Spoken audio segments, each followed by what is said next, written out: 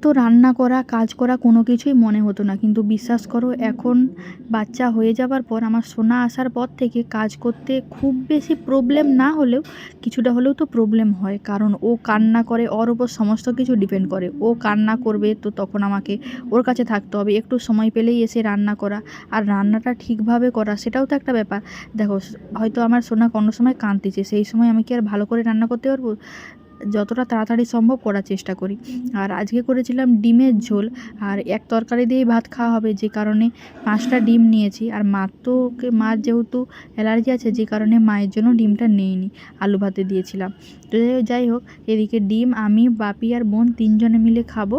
আর এবার ডিমের ঝোল, ডিমগুলোকে ফার্স্টে ভেজে নিয়েছিলাম আর আলুটা সেদ্ধ করে নিয়েছি। আর কি বলো তো, এই মধ্যবিত্ত ফ্যামিলিতে যতটুকু কম তেলে রান্না করা যায় সেটাই কিন্তু ভালো। যে কারণে আমি কিন্তু অনেক সময় আলুটাকে সেদ্ধ করে নিই, আলু কিন্তু ভাজি না। তো যাই হোক, এদিকে মশলাটাও করে নিয়েছিলাম।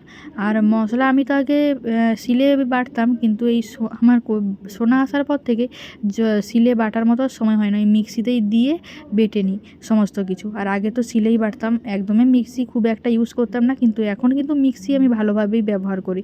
তো যাই হোক, এদিকে তোমাদের সাথে কথা বলতে বলতে আমার মাছের ঝোলটা, সরি ডিমের ঝোলটাও হয়ে গেল, আর এদিকে নামিয়ে নিলাম।